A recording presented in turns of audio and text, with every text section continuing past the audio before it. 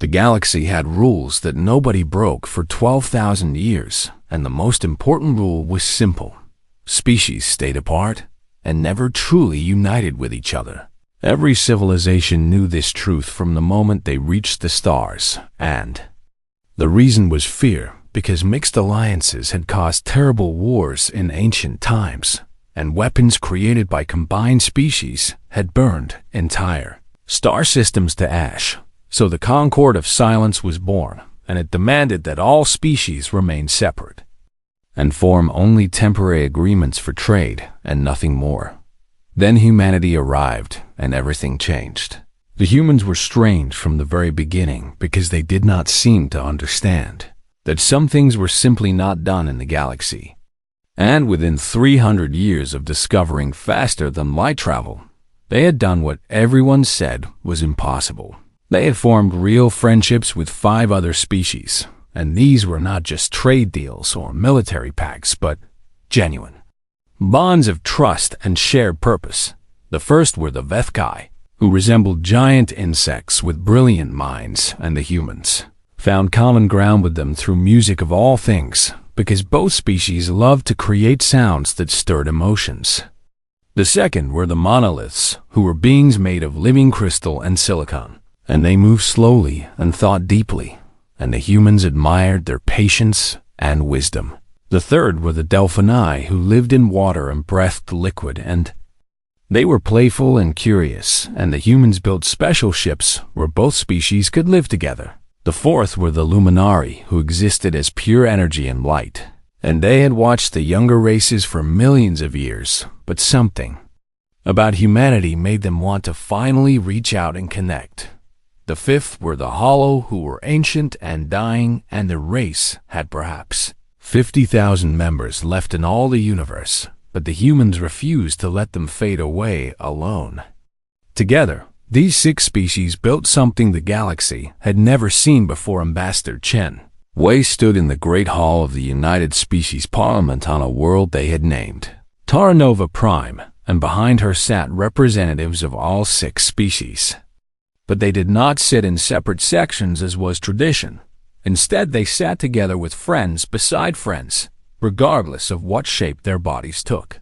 A Vethkai diplomat had her chitinous hand resting on the shoulder of a human scientist, and the luminary's gentle golden glow fell upon the frail form of a hollow elder, and a young Delphine in a water suit was laughing at something a monolith had said in its slow, rumbling voice.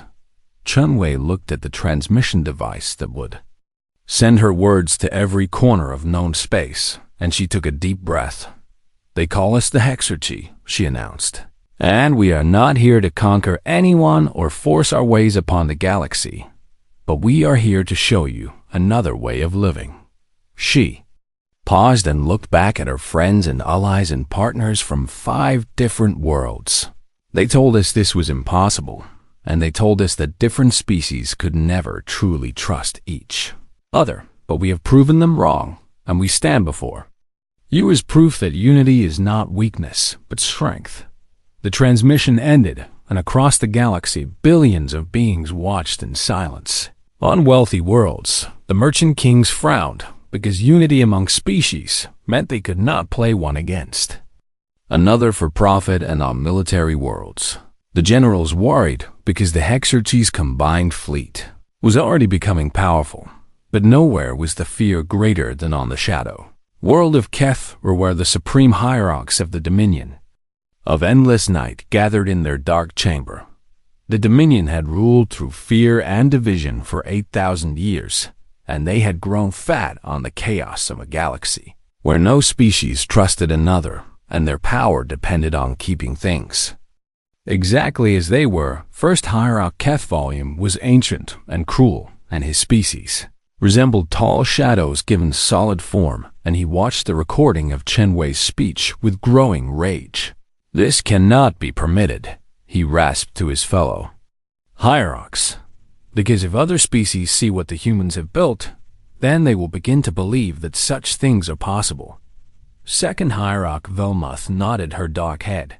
"And if they believe, then they will try, and if of them try, Then our entire order collapses because our power exists only because the galaxy remains divided. The humans are dangerous. Third Hierarch Khosran added, not because they are strong, but because they make others believe in foolish dreams, and dreams can spread faster than any weapon. Keth Volume rose from his throne of black crystal, and his shadow form seemed to grow larger with his anger. Then we must end this dream before it spreads any further, and we must not merely defeat the Hexarchy, but erase it completely so that no one ever dares to try such a thing again. That will require more than our own forces, Valmoth observed, because the Hexarchy is already strong.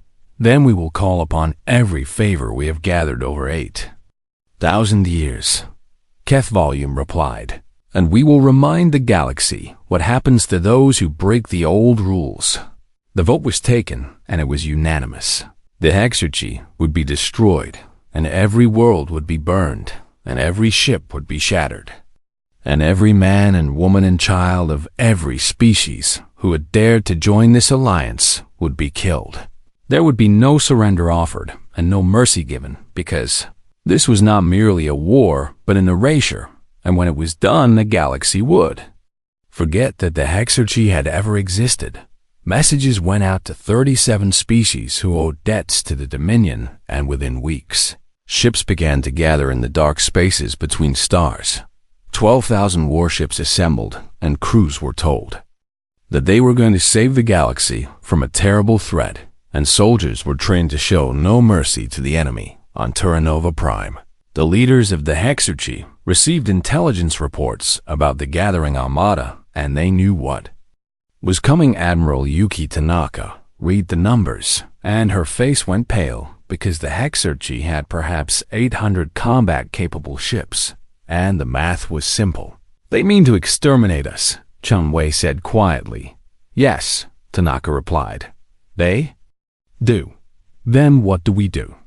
Tanaka looked at the ambassador and at the representatives of 5 other species who had become her family, and she felt no fear, but only a fierce determination. We show them why they should have been more afraid, she said, because they think they know what we are capable of, but they have no idea what we will do to protect each other. The war for survival was about to begin. Admiral Yuki Tanaka stood on the bridge of the HSS Convergence and studied the holographic display that showed the enemy fleet approaching like a wave of death. The Convergence was unlike any ship the galaxy had ever seen because it was built by 6 species working together, and each had contributed their greatest gifts. Hull was grown from living crystal by the monoliths, and it could heal itself when damaged. And the engines were designed with help from the Luminari, and they bent light itself to push the ship forward faster than anything else in known space. The weapons combined human engineering with Vethkai biological technology, and they fired projectiles that could eat through any armor, and the ship's computer was guided by a holoelder who had uploaded her consciousness into the system. The Delphini had designed the life support so that beings of water and air and energy could all serve together, and the result was a vessel that represented everything the Hexarchy believed in, but even the Convergence could not fight 12,000 enemy warships alone. Admiral, her tactical officer, clicked in the Vethkai language. The purification fleet will reach the Valis threshold in 6 hours in our scouts report. They are not slowing down. Lieutenant Commander, Zixthar was young for a Vethkai, but brilliant at reading enemy movements, and her compound eyes studied the display with intense focus. They expect us to run, Yuki said, because that is what any sane commander would do when facing such odds. Will we run? Zixthar asked. No, Yuki replied. We will make them bleed. The Valis threshold was a narrow passage between 2 unstable stars, and any fleet passing through had to travel in a thin formation, because the radiation from the stars would destroy ships that strayed too far from the safe corridor. Yuki had positioned her 800 ships at the far end of this corridor, and she had spent 3 weeks preparing. The battlefield mines floated in the darkness, and sensor stations tracked every movement, and the unstable stars themselves had been studied for weaknesses that could be exploited. When the Dominion fleet entered the threshold, they expected the HFY to retreat, but instead, they found Admiral Tanaka waiting for them. All ships. Yuki commanded, engage. The battle lasted 9 hours, and it was brutal beyond anything the galaxy had seen in centuries. The HFY ships fought with perfect coordination, because crews of different species had trained together for years, and they knew each other's strengths and weaknesses, and they covered for each other without hesitation. A HFY pilot would see a human ship in danger and dive to protect it without being asked, and monolith vessels would position themselves to absorb damage meant for smaller Delphini cruisers, and luminary energy beings would flow between ships, repairing critical systems in the heat of combat. The Dominion fleet fought as they always had, with each species in separate formations, and their commanders refused to coordinate with races they considered inferior, and ships died because help that could have saved them never came. When the battle ended, the HFY had lost 200 ships and 16,000 crew members, but the Dominion had lost 2,000 vessels and over 1 million soldiers. It was a victory, but Yuki knew it was not enough. They have 10,000 ships remaining, she told her officers, and we have 600, and they will learn from this defeat and adapt. The HFY fleet retreated to their secondary defensive line and prepared for the next engagement, but as they traveled, something unexpected happened. A transmission arrived from the Kethmari collective, and the Kethmari were a species of tall, pale beings who had remained neutral for 6,000 years, and they never involved themselves in the affairs of others. We have watched you, the Kethmari ambassador said, and we have watched you build something we were told was impossible, and we have watched you fight for it against terrible odds. The ambassador paused, and her pale eyes seemed to glow with emotion. We have decided that we would rather die beside you than live in a galaxy without hope. And the Kethmari collective is joining the HFY. Before Yuki could respond, another transmission arrived from the Aran Republics, who were small furry beings known for their engineering skills, and they too wanted to join. Then came the Visari, who could change their shape, and the Vorn, who lived on frozen worlds, and the Bright Wanderers, who had traveled between stars for 1 million years without ever settling anywhere within a week. The HFY's 800 surviving ships had become 1,500, and then 2,000, and still more species were sending messages of support. Ambassador Chen Wei addressed the new allies from Terra Nova Prime, and her voice was thick with emotion. We never asked anyone to die for us, she said, and we never demanded that anyone join our cause, but you have chosen to stand with us anyway, and we will never forget this gift. You gave us something more valuable than ships or soldiers. The Kethmari ambassador replied, because you gave us hope, and hope is worth dying for. First Hierarch Keth Volume received reports of the growing alliance, and his rage was terrible to behold. How is this possible? He demanded. Because we were supposed to crush them quickly, and instead they are growing stronger. The other species see the HFY as a symbol, his advisor explained, and when we attacked that symbol, we made it shine brighter.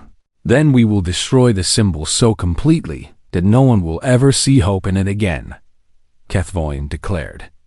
And we will burn every world that has joined them, and we will make the galaxy understand that unity means death.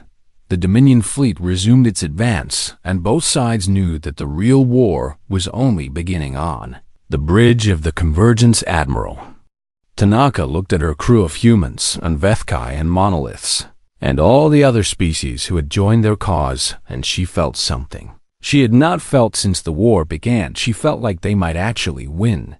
The Dominion thinks they are fighting a military campaign, she said to her officers.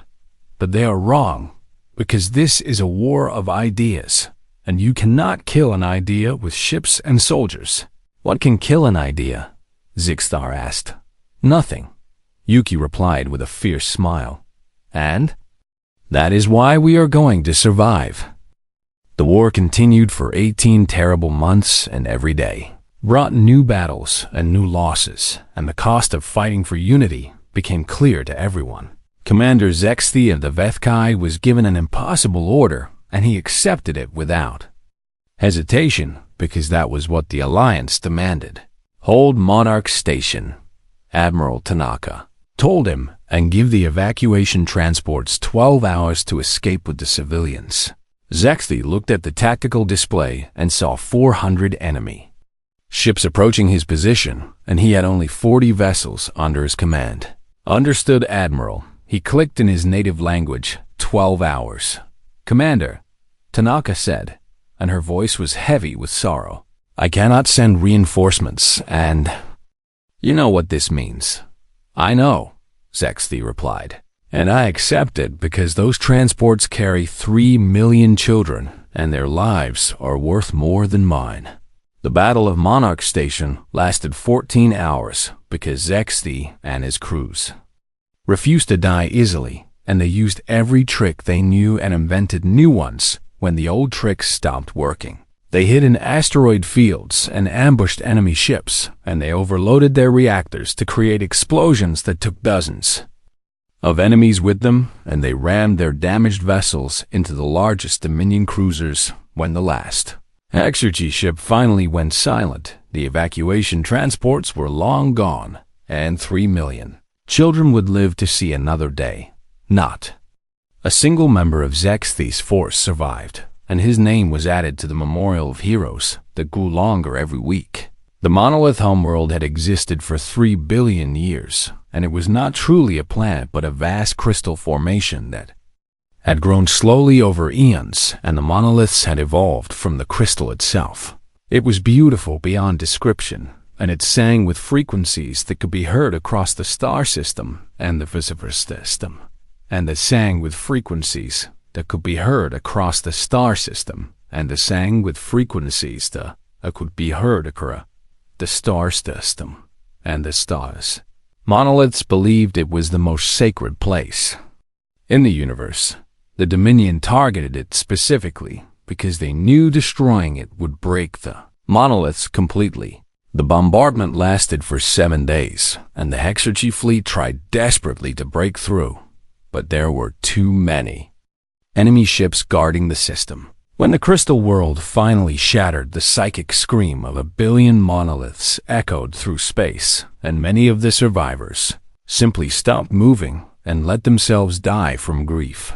But the Delphini would not let them give up. Captain Mirasol commanded a fleet of Delphini water ships, and her people lived in liquid environments that no monolith could survive. But she did not care about what was possible. Drain the secondary tanks, she ordered, and fill them with nutrient gel that can keep the monoliths alive. Captain, her first officer protested, that will reduce our own life support to dangerous levels. I know, Mirasol replied, but those are our friends floating in the debris, and we did not join this alliance to watch our friends die. The Delphini ships rescued over 1 million monoliths, and 300 Delphini suffocated when the life support failed, but the survivors of both species emerged from that tragedy as closer friends than ever before on the human colony world of New Kyoto. The situation was desperate because the Dominion had landed ground forces and the defenders were being pushed back block by block. Elder Vestris of the Hollow watched the battle from a shelter, and she made a decision that would change everything. The Hollow were ancient beyond measure, and they had been dying slowly for 10,000 years, and only 50,000 of her people remained in all the universe. But the Hollow had one gift that no other species possessed, because they could burn their own life force as pure energy, and the release was devastating. Vestris gathered 300 of her people, and she explained what she was asking them to do. If we do this, a young Hollow said, we will not survive. No, Vestris agreed. We will not, but the humans and the Vethkai and all our other friends will survive, because our sacrifice will buy them time. Is it worth it? Another asked. To give our lives for species we have known for only a few centuries, Vestra smiled, and her translucent form glowed with warmth. They were the first to treat us not as relics to be preserved, but as friends to be cherished, and they gave us purpose when we had none. And they made our final years meaningful. She looked at the battle raging outside. Yes, it is worth it. 300 Hollow walked into the heart of the Dominion fleet in orbit above New Kyoto, and they joined hands and they began to burn.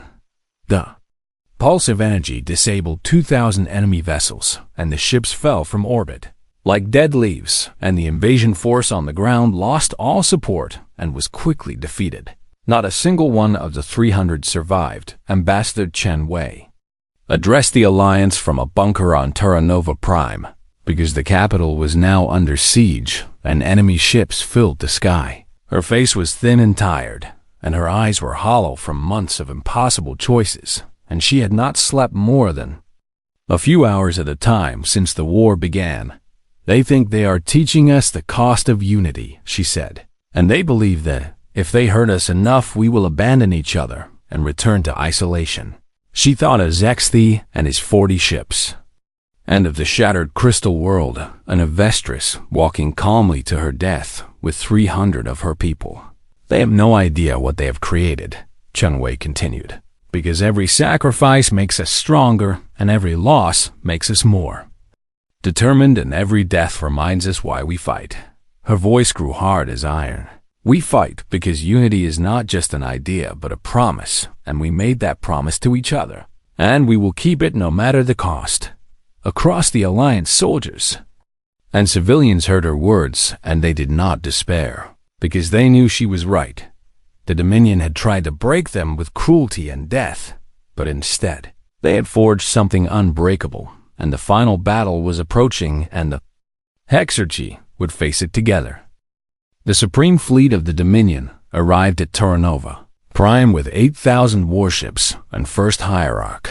Keth Volume stood on his command bridge and watched the blue and green world rotate slowly below. 18 months of war had cost him nearly half his original force, and such losses were unthinkable and unprecedented.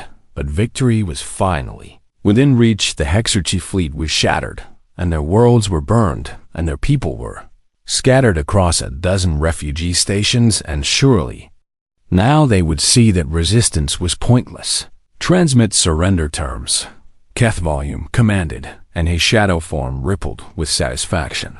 And tell them to dissolve their pathetic alliance, and we will permit their species to survive as servants of the Dominion.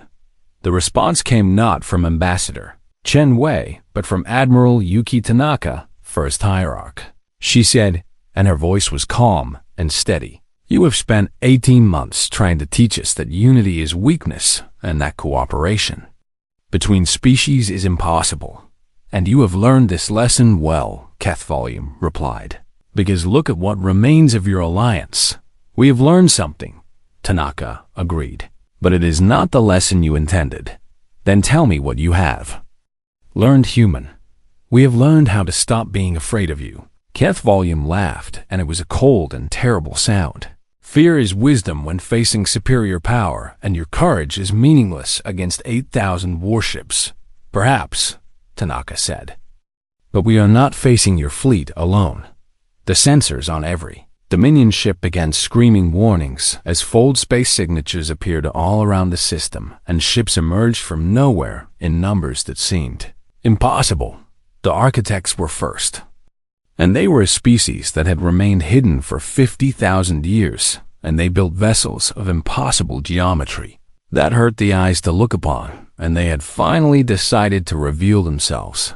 The Drift clans came next, and they were nomads who had wandered between stars since before. Most species had discovered fire, and their ancient ships were covered in the trophies of 10,000 journeys.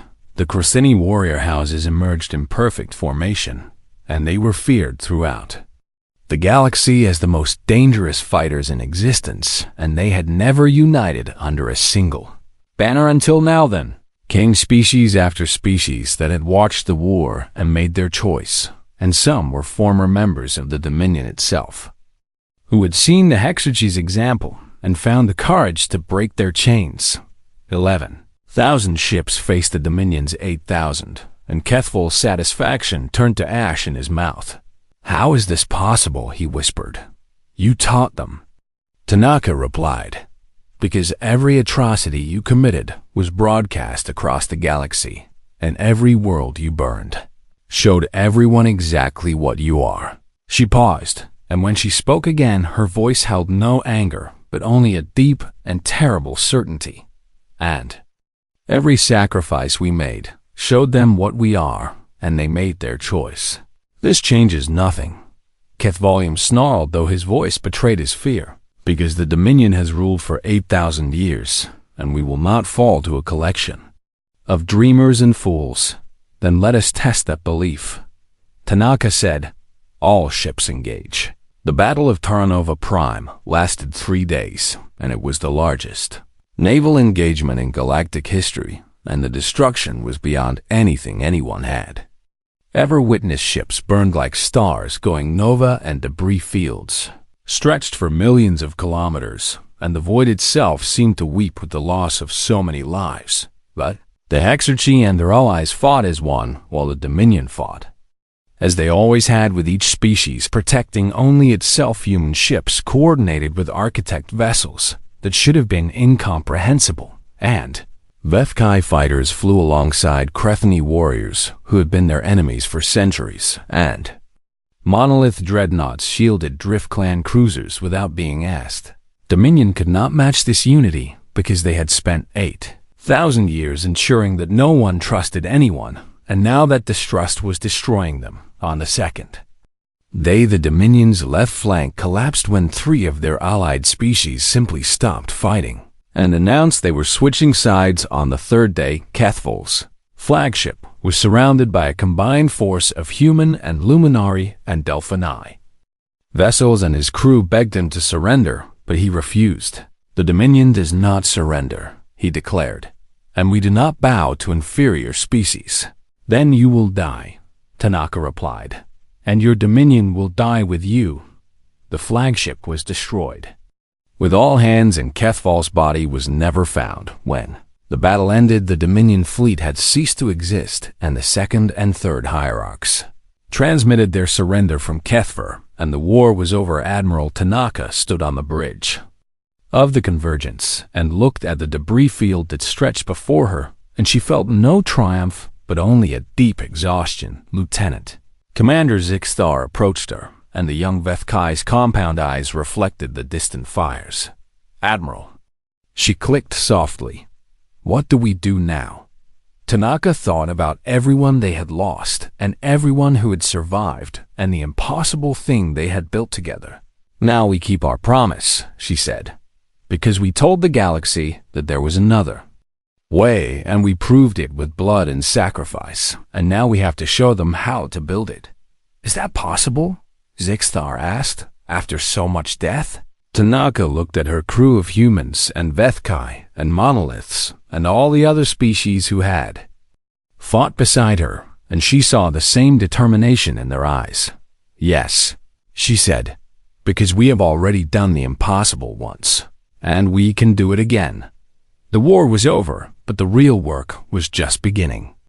5 years had passed since the Battle of Terranova Prime, and the galaxy had changed in ways that would have seemed impossible a decade before. The dedication ceremony for the Memorial of United Souls drew representatives from over 200 species, and they came from every corner of known space to honor those who had fallen in the war. The memorial itself was a collaboration unlike anything ever created, and it combined the skills and arts of dozens of civilizations. Human architects had designed the overall structure, and it rose from the ground like a great tree with branches reaching toward the stars. And monolith crystal formed the trunk, and it sang softly with harmonies that touched the soul. Vethkai organic components grew along the branches, and they bloomed with flowers that changed color with the emotions of those who visited, and Delphini water gardens surrounded the base, and the sound of flowing water brought peace to all who heard it. Luminary light sculptures danced through the air, and they formed images of those who had died, and each light was a life that had been given in defensive unity. And at the heart of the memorial burned a flame that would never go out because it was fed by the essence of the Hollow, who had sacrificed themselves at New Kyoto, and their gift would illuminate this place for eternity. Secretary General Chun Wei walked slowly toward the podium, and she used a cane now because the siege of Taranova Prime had left her with injuries that would never fully heal. Her hair had turned white during the war, and her face bore the lines of impossible burdens, but her eyes were clear and bright. And when she smiled, the years seemed to fall away. Behind her stood Admiral Yuki Tanaka in her dress uniform and Lieutenant Commander Zixthar, who had been promoted 3 times since the war, and Captain Mirasol of the Delphini, whose water suit sparkled in the sunlight, representatives of every species that had fought in the Alliance stood in the crowd, and many wept openly, because this day marked both an ending and a beginning. Chun Wei reached the podium and looked out at the assembled multitude, and she took a moment to simply witness what they had created. Humans stood beside Vithkai without fear, and monoliths towered over Delphini in their water suits, and Luminari cast their gentle glow over former dominion. Species who were learning to trust again. Even the Hollow were there, and barely 40,000 of them remained in all the universe, but they had chosen to spend their final years building rather than simply fading away. They came to erase us. Chung Wei began, and her voice carried across the silent crowd, because they were afraid of what we represented. She gestured to the memorial and to the names carved in 100 different scripts. They believed that if they hurt us enough, we would abandon each other and return to the isolation that had defined the galaxy for 12,000 years. She paused and looked at the flame that burned at the memorial's heart. 12 million people died in this war, and they came from dozens of species, and they spoke hundreds of languages. But they all believed the same thing. Her voice grew stronger with each word. They believed that strangers could become family, and that different did not mean enemy, and that together we could build something none of us could build alone. She found the Hollow delegation in the crowd, and her eyes glistened with unshed tears. The Dominion called us an abomination, and they said our alliance was a violation of natural law, and they insisted that species were meant to be alone forever. She smiled then, and it transformed her tired face into something radiant. They were wrong. The crowd began to stir, and beings of every shape and size rose to their feet, and the sound of their movement was like a great wave building. We are no longer the Hexerchi, Chun Wei continued, and we are no longer an alliance of 6 species fighting for survival. She raised her hand, and the gesture was mirrored by representatives of 200 civilizations. We are the Grand Concordat, and we are one people born from 100 different stars and united by a simple truth that the Dominion died trying to deny. She looked at Tanaka and Zixthar, and Marisol and all the others who had fought beside her through the darkest days. We are stronger together. The applause began slowly, like distant thunder, and then it built and built until it shook the very foundations of the memorial, and the sound echoed across the planet and was broadcast to every world in known space. When the crowd finally fell silent, Chen Wei spoke her final words. They came to erase us, and instead they proved why we were right all along, because when they struck at one of us, they struck at all of us. She straightened despite her injuries, and her voice rang out clear and strong. We will never be erased. The ceremony ended, but the celebration continued for 3 days, and species that had been enemies for millennia shared food and stories and laughter. Admiral Tanaka found Chun Wei sitting alone near the memorial as the sun set, and the old ambassador was looking at the flame that held the essence of the Hollow. You did it, Tanaka said as she sat down beside her friend. You actually changed the galaxy. We did it, Chun Wei corrected. And not just us, but everyone who believed, and everyone who fought, and everyone who died. She pointed to a group of children playing near the water gardens. And they were from 5 different species, but they ran and laughed together as if they had known each other all their lives. That is what we built, Chanwei said, and that is why everything was worth it. Tanaka watched the children, and she thought about all the battles and all the losses and all the impossible choices. The Dominion thought they could destroy an idea. She said, "But you cannot kill hope." "No," Chanwei agreed. "You cannot." They sat together in comfortable silence as the stars came out one by one, and across the galaxy beings of every kind looked up at those same stars, and for the first time in 12,000 years, they did not feel alone. The old order was gone, and a new age had begun, and the alliance that had terrified the galaxy had become the foundation of a civilization that would endure for 10,000 years. They had tried to erase us, the histories would say, but instead they showed us who we truly were, and we were magnificent.